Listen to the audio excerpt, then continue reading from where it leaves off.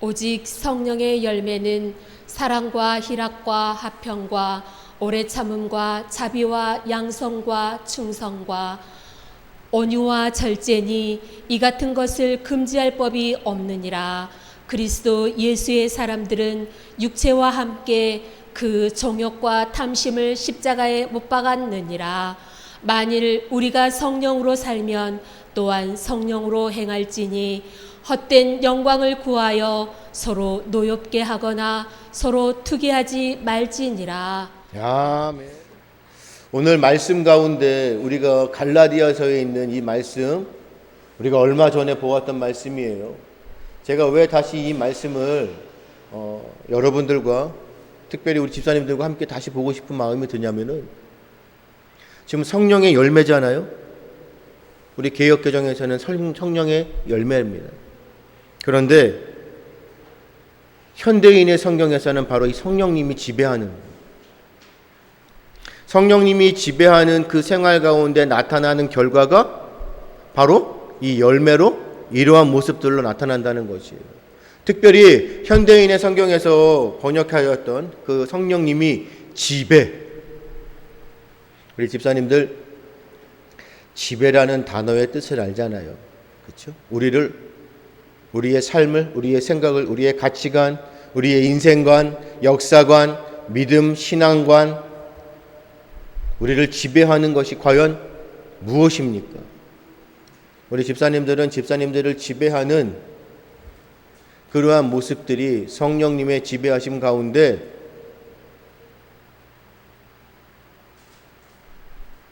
인간이 아닌 신정론, 그렇죠? 인본주의가 아닌 신본주의, 하나님께서 우리 집사님들 성령님께서 지배하시고 다스리시고 통치하시고 섭리하시는 것을 믿고 인정하시잖아요. 그렇죠? 하지만 세상적인 사람들은 하나님의 섭리와 통치를 부정하고 부인하죠. 오늘도 우리는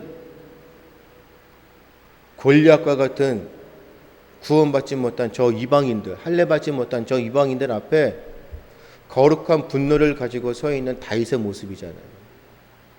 오늘도 이 말씀으로 우리가 다시금 주님의 말씀 가운데 그 의미, 뜻을 깨닫기 위해서 저는 설교는 강해라고 생각합니다. 선포되어지는 말씀의 설교는 강해. 강해는 적용이거든요.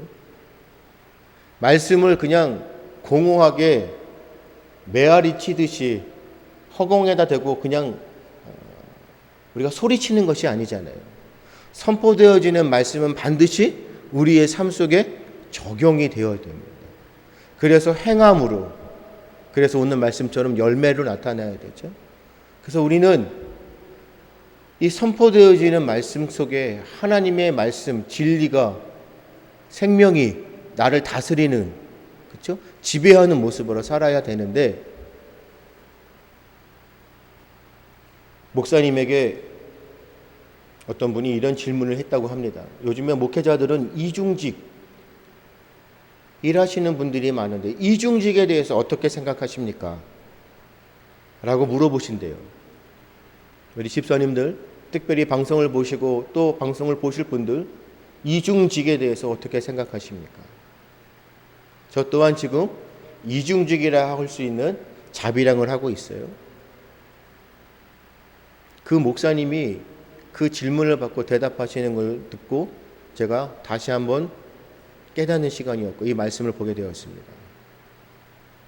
특별하게 하나님께서 부르셨고 기름 부으신 하나님의 종들, 교회의 지도자, 목회자들, 특별히 하나님께서 성령의 은사를 주셔서 직분을 허락하신 직분자들, 직업입니까? 제가 지금 직업인으로서 제가 이 교회의 직장으로 제가 직업인으로 목사를 지금 하고 있는 건가요? 제가 목사라는 라이센스, 직업의 그 자격증을 따고 지금 제가 지금 직장에서 근무하고 있는 직업인인가요? 이중직이라는 말은 맞지 않습니다. 왜요? 목회자는 직업이 아닙니다. 직분자는 직업이 아니에요. 무엇이에요? 소명을 갖고 사명을 감당하는 사람들입니다. 자비랑 주님의 목회를 감당하며 나에게 맡겨주신 양들 목양을 하며 교회를 섬기는데 재정적으로나 가정을 돌보는 데에 어려움을 처했을 때 노동, 일할 수 있는, 왜요? 생계를 유지하기 위해서 바울 사도께서 텐트라는 그러한 직업 가운데 기술을 가지고 일을 해서 노동을 해서 교회를 사역을 감당하신 건지 직업인이 되었던 것은 아니잖아요. 기술이 있었기 때문에, 그런 직업을 가지고 있었던 기술이 있었기 때문에 노동을 한 것이지 바울 사도가 직업인은 아니잖아요. 그런데 우리는 지금 자꾸 이중 직업인을 갖고 있습니다. 다시 한번 깨달았습니다. 우리는 직장인이 아니에요. 우리는 주님의 일을 감당하면서 직업인으로 살건, 우리는 성령님의 지배 가운데 성령의 열매를 나타내는 하나님의 통치하심 가운데 내가 자원하면서 하나님이 나에게 주신 은사를 통하여 주의 영광을 나타내기 위해 우리가 자발적으로 주님의 일을 감당하는 것이에요. 그렇죠? 하나님께서 이러한 일들을 감당하라고 우리에게 은사를 주셨고 우리를 부르셨단 말이에요. 특별히 이러한 일들을 감당하라 사명을 주셨고 그 사명을 감당토록 오늘도 우리에게 은혜를 주신다는 거예요. 그런데 우리는 직업인이 되었어요. 그래서 현재의 직장인들이 어떻게 해요? 아니 우리 전도사님들이 이제 초년생이잖아요. 교회의 초년생들이 교회에 와서 뭐해요? 조합을 만들고 뭐 합니까? 시간의 수당 노동청에 고발하고 교회에서는 합당하게 대우를 하고 부당하게 나를 대우하지 않는, 그래서 정부에 고발한답니다. 누가 이겼어요? 전도사들이 이겼답니다. 최저시급, 시간의 수당, 직장인이 되었어요. 어느 순간 교회가 직장이 되었어요. 직업인이 되었어요. 우리와 같이 열악한 환경 가운데에서도 생명을 다하여 주님의 일을 위해서 하나님 나라 교회를 세워가는데 부당하게 대우를 하고 시간의 수당을 주지 않으면 하나님의 이 사역을 안 하겠다. 어떻게 감당을 해야 될까요? 지금까지 우리의 선배들, 우리 신앙의 선배들, 그렇죠? 믿음의 우리의 조상들이 생명을 바쳐 주님의 일을 감당하면서 무슨 대가를 요구하고 또 그럼으로 인하여 나에게 이러한 처우 대우를 해달라고 요구한 적이 있나요? 눈물 뿌려 씨앗을 뿌리고 성령님이 지배하시는 삶 속에서 성령의 열매를 나타내는 그 은사를 통하여 교회를 위해서 하나님 나라를 위해서 애쓰고 힘썼던 그 아름다운 헌신의 모습들이 사라져버리고 있습니다. 직장인이 되었습니다. 직장인이 되어서 목사들이 뭐하고 있죠? 동성애 부부를 인정하고 그들의 결혼식에 뭐예요? 축도하고 있는 시대가 되었습니다. 오늘은 서론이 좀 길 것 같아요. 우리는 과연 무엇을 지배받고 있는 것? 특별히 하나님을 믿는 사람들도 무엇을 지배해요? 우리가 누구에게 지배를 당하고 있는 것이? 무엇에 지배당하고 있는 것이에요? 혹시 TV 매체를 통해서 보셨는지 모르겠지만 인권위원회 안창호라는 분을 청문회하는 과정 속에서 좌파 성향의 저 진보의 사람들이 국회의원이라는 그러한 신분 아래 그 인권위원장에게 물어봅니다. 동성애는 질병입니까? 여러분들 동성애는 질병입니까? 우리는 동성애는 질병이라고 합니다. 왜죠? 하나님의 법칙, 하나님의 창조의 질서를 깨트려 버리는 것이에요. 하나님께서 하나님의 형상대로 남자와 여자를 창조하셨고 그 남자와 여자가 하나가 되어서 생육하고 번성케 하신 게 하나님의 질서고 창조의 질서입니다. 그 질서를 깨트려 버렸습니다. 그런데 진보라는 좌파적인 교회는 개혁되어야 된다, 자꾸 세상적으로 교회를 개혁시키려고 하는 저 잘못된 생각을 갖고 있는 사람들의 그 논리는 뭐예요? 당연한 것이다. 하나님의 형상대로 창조되어진 지음받은 우리가 동성애의 모습이 자연스러운 것이라고요? 그들을 우리는 어떻게 해야 된다고요? 사랑해야 하고 포용해야 되고. 그래서 교회에서 그 동성애자들을 어떻게 해야 됩니까? 받아들이고 그 부부들이 합법적으로 교회에서 어떻게 해요? 신앙생활하는 것을 인정해야 한다. 이러한 말을 목사들이 할 수가 있을까요? 이러한 말을 교회에서 할 수 있을까요? 그것도 하나님을 오만방자하게 자의적으로 해석하는 저 이단들이나 그런다면 이해를 하겠지만 감리교회에 속해져 있는 목사가 그러한 행동을 해서 출교를 당하는 모습이 나타나다니, 젊은 목회자들이 지금 다 이러한 모습 가운데 교회의 진보와 좌파들, 잘못된 생각을 가진 사람들이 그냥 다 들어와서 앉아서 포진하고 있으니 우리가 어떻게 해야 합니까? 나라를 생각하는 마음이 전혀 없습니다. 나라의 역사, 애국하는 마음 가운데 우리 자유민주주의를 수호하고 하나님께서 우리나라를 어떻게 건국하게 하셨는데, 지금까지 우리나라를 하나님께서 어떻게 이어가 한국교회를 어떻게 지키시고 계셨는데 왜 이렇게 되어 있습니까? 우리는 뭐라고 대답합니까? 청문회에서 그 인권위원장으로 지금 출마하신 그 안창호라는 분이 신앙인이에요. 그래서 그분이 뭐라고 대답을 했었어요? 동성애는 질병이다. 그런 이야기를 끄집어내서 공격하는 것이에요. 이 공격은 뭐예요? 정면으로 교회에 도전하는 것입니다. 교회를 무너뜨리려고, 하나님을 부정하려고, 하나님께서 다스리시는, 통치하시는 그 섭리를 정면으로 부정하고 있는 겁니다. 우리는 뭐 하고 있습니까? 교회에서 뭐 하고 있습니까? 진리 앞에서는 우리는 두려워 떨면 안 됩니다. 세상의 눈치 보고, 사람들 눈치 보고.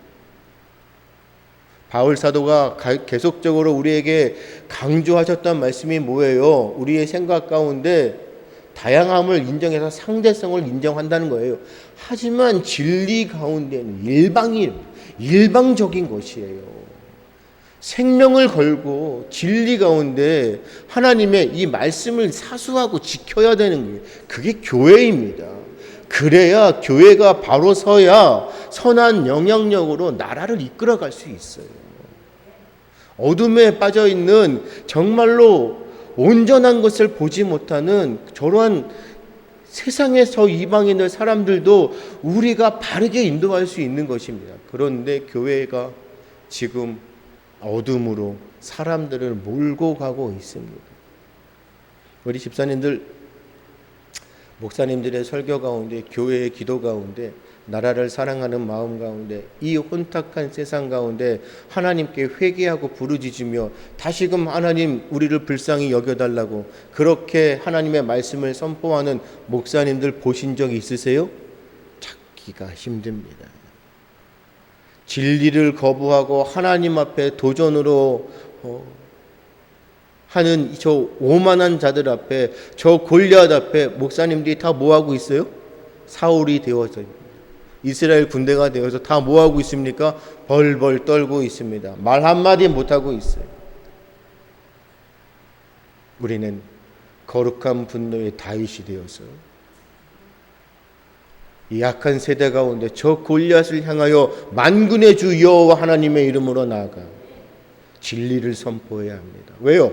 우리는 성령이 지배하는, 성령의 열매를 나타내는 하나님의 통치 가운데 살아가는 사람들이기 때문에 여전히 우리의 부르짖음에 침묵하시지만 우리의 삶 속에서 하나님이 보이시지 않고 만져지지 않고 세세하게 하나님께서 이렇게 할 것이다 우리에게 말씀하지 않으셔도 여전히 우리 가운데 침묵하시지만 그럼에도 불구하고 여전히 우리와 함께 하셔서 오늘도 성령 하나님께서 우리 가운데 좌정하셔서 거하시고 텐트를 치셔서 늘 우리와 함께 하시고 임재하셔서 강권적으로 우리를 이끌어 가시는 그 성령 하나님의 지배함 가운데 오늘도 우리는 믿음의 십자가의 군사가 되어 저 세상을 향하여 담대하게 나아가야 합니다. 할렐루야. 그렇기 때문에 이 말씀을 다시 한번 보고 싶었습니다. 우리가 너무나 잘 알고 있는 스데반, 전에도 말씀드렸잖아요. 스데반이라는 그 집사님이 공부를 많이 했나요? 지식적으로, 세상적으로 학위를 많이 가졌나요? 똑똑했나요? 하지만 스데반이 어떻게 했어요? 하나님이 주시는 은혜가 충만하여서 그 이스라엘 백성들, 그 청중들을 향하여 하나님의 말씀을 어떻게 해요? 담대히 선포하죠. 그랬을 때 그들의 영혼, 그들의 심령이 어떻게 해요? 찔림을 받는 것이잖아요. 악을 향하여 하나님의 진리의 선함을 선포하면 악한 자들은 어떻게 해요? 그 마음에 분노가 생기는 거예요. 왜요? 찔림을 당하기 때문에. 지금 이 시대에 우리는 저 세상을 향하여 진리를 선포하며 저들의 심령에 찔림을 갖게 해줘야 돼요. 나라를 어느 정면으로 우리에게 도전하는 진보라는 이름 앞에 저 좌파적인 생각을 갖고 있는 사회민주주의가 아니잖아요. 하나님이 우리나라를 어떻게 세워주셨는데 우리는 담대하게 외쳐야 됩니다.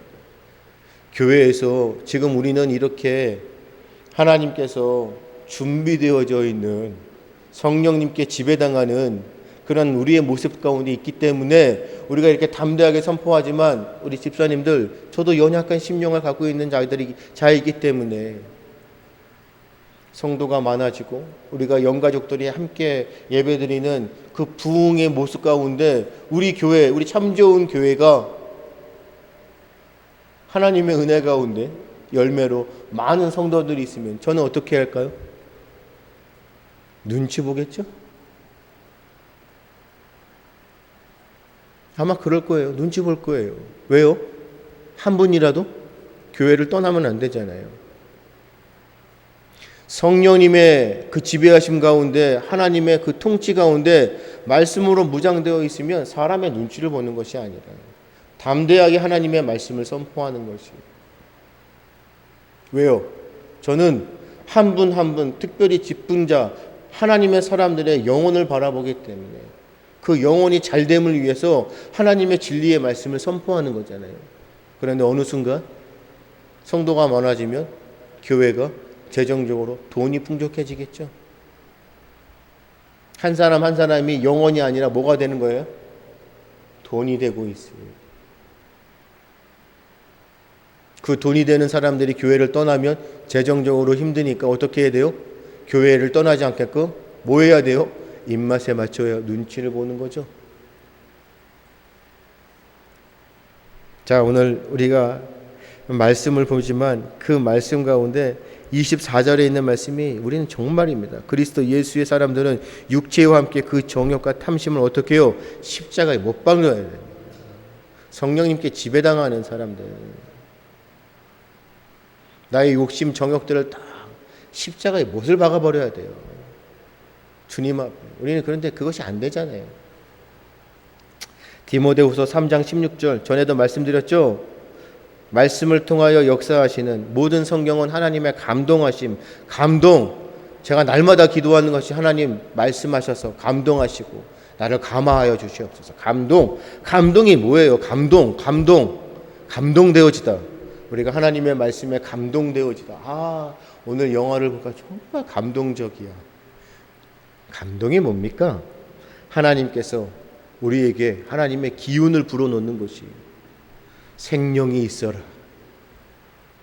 하나님께서 그 기운을 우리에게 불어넣어 주시는 것이 감동이에요. 하나님께서 우리에게 생기를 불어넣어 주시는 거예요. 생명이 있어라.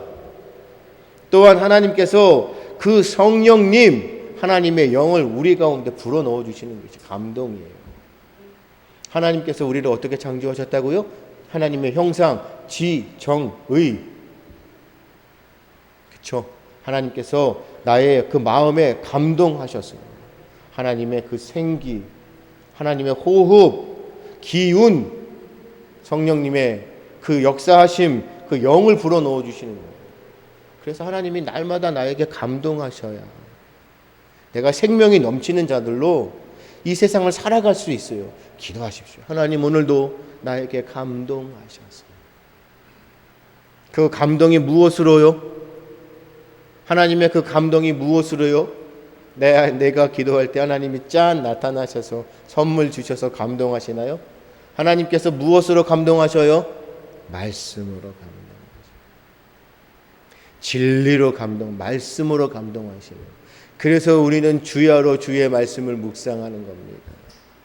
하나님 말씀하여 주셔서 나를 감동하시고 내가 이 세상 가운데 주님의 일을 넉넉히 감당할 수 있도록 주님 도와주시옵소서. 이렇게 성령님께 지배당하는 성령의 열매를 나타내는 우리 가운데 이 성령의 9가지 열매들이 나타나는 거예요. 그렇죠? 그런데 어느 순간 교회가 힘을 잃는 이유가 뭡니까? 지금 이 한국 교회가 왜 이렇게 힘이 없는 거예요? 성령의 9가지 열매, 성령님이 지배하는 삶을 안 살기 때문에 열매가 나타나지 않는 것이에요. 그래서 이 9가지 열매가 나타나는 것이 아니라 뭐가 나타나요? 음행, 우상숭배. 교회가 우상숭배하고 있는 거잖아요. 그렇죠? 교회가 누구를 우상숭배해요? 세상에 권세 있고 권력 있는 사람들. 목사님들이 다 눈치 봐요. 교회에 누굴 눈치 봐요? 세상적으로 영향력 있는 분들 오면 다 뭐예요? 우상숭배하는 거예요. 우상숭배. 우리 집사님들 저를 위해서 기도해 주십시오. 정말입니다. 날마다 기도해 주셔야 돼요. 우리 목사님 변하지 않도록, 변질되지 않도록,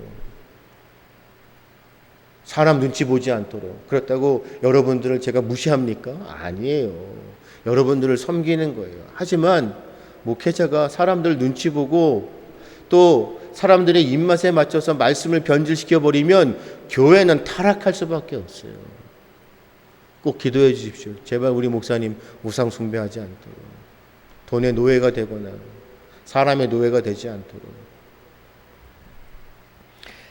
분쟁하는 거잖아요. 원수 맺는 거잖아요. 시기하는 거잖아요. 당을 짓는 거잖아요. 지금 교회의 모습이 다 그 모습이죠. 당 짓는 거, 끼리끼리. 우리 집사님의 그 힘 있는 은혜의 기도가 뭐예요? 말씀으로 하나가 되어야 되잖아요. 우리는 말씀으로 하나가 안 돼요. 왜요? 성령님께 지배를 안 당한다니까요. 무엇에 지배당해요? 세상 것에 지배당하는 거잖아요. 하나님의 사람들이라고 하면서도 성령님께 지배당하는 것을 뭐하고 있어요? 거부하는 거잖아요. 싫다는 거잖아요. 왜요? 인본주의. 교회에서도 인권을 강조하고, 그래서 뭐예요? 성소수자들의 인권을 존중해 줘야 합니다. 당연한 거 아니겠습니까? 왜 그것이 질병입니까? 그게 우리의 본 마음입니다. 교회가 그러니까 성소수자들, 저 동성애자들을 끌어안으십시오. 교회에 동성애자들이 돌아다닌다고 생각해 보세요. 참 좋은 교회에 동성애자들이 다녀요. 부부야. 어떻게 하실 거예요? 범이한테 뭘 가르치실 겁니까? 자, 그러면 하나님의 말씀, 구약의 말씀, 성경은 어떻게 해요? 다시 편집해야 되겠죠? 이건 하나님을 모욕하는 게 아니에요. 오만방자한 게 아니에요. 지금 이런 거를 한국 교회에서 지금 자행하고 있어요. 어떻게 합니까?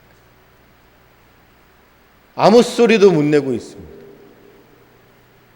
아니 영향력 있는 대형교회 목사님들 지금 뭐 하고 있는 것인지 모르겠어요. 사회를 향하여 아무 소리도 못하고. 왜요? 교회의 모든 사람들이 좌파적인 생각을 갖고 있는 사람들이기 때문에. 아니 목회자들 자체도 젊은 사람들이 다 좌파적인 생각을 갖고 있는 그 진보 같은 사람들이 들어와가지고서 교회를 개혁시켜야 되겠다. 뭐로 개혁시켜요? 말씀으로 개혁해야 되는데 세상거로 개혁시켜야 되겠다. 그래서 22절 23절에 있는 말씀처럼 우리는 뭐예요? 성령님으로 거듭나야 돼요. 그래서 날마다 고백하는 겁니다. 기도하는 겁니다. 간구하는 겁니다. 하나님 제발 나를 오만방자하게 그냥 세상의 모든 것이 내가 주관이 되어서 내가 주인이 되어서 사는 것이 아닌 거듭나는 삶, 성령님으로 거듭나게 해달라고 기도하시오. 그래서 열매를 나타내셔야 돼요. 열매로 그 사람을 볼 수 있는 것이에요. 그 열매를 봐야 이 사람이 과연 성령님으로 지배당하고 하나님의 섭리와 통치를 인정하고 살고 있는가, 진정한 그리스도인으로 살고 있는가, 제자의 삶을 살고 있는가 볼 수 있는 것이에요. 그래서 앞서도 우리가 24절에 있는 말씀 보았지만 우리의 정력과 탐심을 십자가에 못 박아야 돼요. 그래서 날마다 하나님 나를 깨트리고 나를 십자가에 못 박고 나를 낮아지게 하시고 내가 막 내 마음 가운데 욕심이 생기고 탐심이 생길 때마다 우리 집사님들의 그 마음들을 스스로 제어할 수 있으세요? 정말 내가 스스로 내 마음을 제어하면서 통제할 수 있으세요? 우리의 본성은 악합니다. 나는 통제할 수 없어요. 절제한다는 거요? 절제할 수 있을까요? 없어요. 하다못해 지금의 모습 가운데 교회에서 직분자로 주님의 선한 일들을 많이 감당했던 분들이요, 제가 궁금해서 물어봤어요. 교회가 세상적으로 문화적으로 변화되어지면 교회도 똑같이 변화되어져 될까요? 우리 집사님들, 문화가 바뀌고 삶의 패턴이 바뀌고 라이프의 스타일, 생활의 방식이 바뀌기 때문에 생각하는 사람들의 이런 생각, 가치관들이 변하기 때문에 그 변화되어지는 그러한 생활관, 가치관에 따라 교회의 문화도 바뀌어야 됩니까? 그래서 새벽 기도를 요즘에 누가 나가? 수요 예배, 금요 예배, 공 예배를 누가 다녀? 교회는 뭐 해야 돼요? 문화에 맞춰서 사람들의 입맛에 맞춰 새벽 예배도 폐하고 수요 예배도 폐하고 금요 예배도 폐하고 예배는 언제만요? 주일만 드리면 돼요.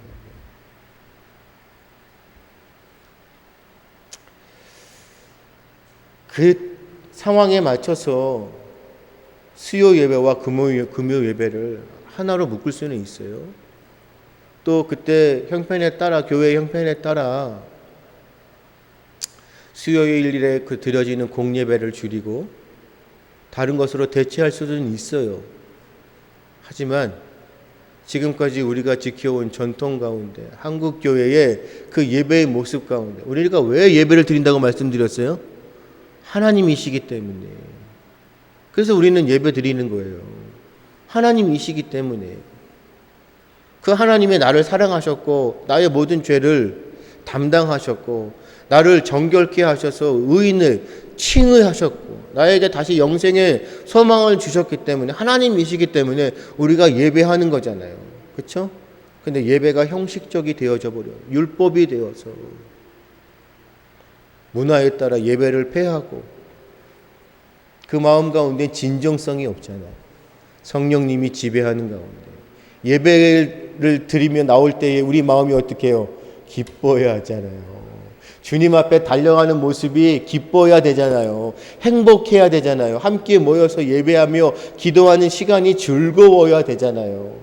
그 시간이 고역이면, 시간이 아까우면, 지치면, 짜증나면 정말 예배자로 주님 앞에 설 수 있을까요? 우리는 날마다 우리의 마음을 하나님 앞에 내려놓아야 합니다. 우리 집사님들은 하나님께서 너무 사랑하셔서 그 마음 가운데 제가 계속 말씀드리지만 우리는 잘 배우고 잘 가르쳐야 합니다. 우리 집사님들 저한테 잘 배우고 계시기 때문에 잘 가르치셔야 돼요. 한국 교회의 정말 오만방자한 모습이 무엇이냐면 누구든지 교회에 오면 누구든지 뭐예요? 구원을 받는다예요. 그렇죠? 누구든지 교회에 오면 말씀을 듣고 또 말씀 가운데 예수님을 영접하면 누구든지 구원을 받아요. 맞나요? 아닙니다. 누구든지 교회에 나와서 주의 말씀을 듣고 주님을 영접할 수 있어요. 하지만 구원은 아무나 받는 게 아닙니다. 택함 받은 주의 백성들이 구원을 받는 것이에요. 반드시 하나님께서 선택과 유기가 있습니다. 아무나 구원받지 못합니다. 왜요? 성령님께 지배받고 성령님의 열매를 나타내지 못하는 그러한 사람들은 구원받지 못해요. 교회를 다니고 말씀을 듣고 예배를 아무리 주님 앞에 나온다 할지라도 아무나 구원받는 것이 아니에요. 우리 교회는 누구든지 올 수 있습니다. 하지만 신앙의 모습, 생활은 어렵습니다. 아무나 구원받는 것이 아니에요. 바르게 가르쳐야 합니다. 누구든지 오십시오. 누구든지 교회에 참석해서 말씀 들으십시오. 하지만 아무나 구원받는 것은 아닙니다. 신앙생활 바르게 하십시오. 믿음의 모습 바르게 가지십시오. 하나님 우리에게 주시는 성령님의 지배하는 가운데 성령님의 열매를 나타내는 참된 신앙인이 되십시오. 신앙은 그렇게 쉬운 것이 아닙니다. 말로만 하는 것이 아닙니다. 삶 속에 적용되어져야 돼요. 할렐루야. 내 안에 내주하시는 성령님께 내 마음과 생각과 행위를 맡기는 겁니다. 그래서 지배하게 하심으로 나의 삶 속에서 성령님의 열매를 맺도록 오늘도 주님을 의지하고 신뢰하고 나의 삶을 부탁드리는 겁니다. 할렐루야. 그래서 한 주간도 우리 집사님들의 삶 속에 성령님의 선한 열매 날마다 성령님께서 우리 성령 하나님께서 지배하심으로 믿으십시오. 일거수일투족 생사의 화복 머리털 하나까지 세심받으시는 성령 하나님께서 오늘도 여러분들 우리 집사님들의 삶 속에 함께 하심을 믿으시고 그 성령 하나님의 지배하심에 따라 오늘도 말씀하심에 순종하심으로 진리 가운데 우뚝 서서 십자가의 군사로 저악한 세상을 향하여 거룩한 분노의 다윗이 되기를 주님의 이름으로 축복합니다.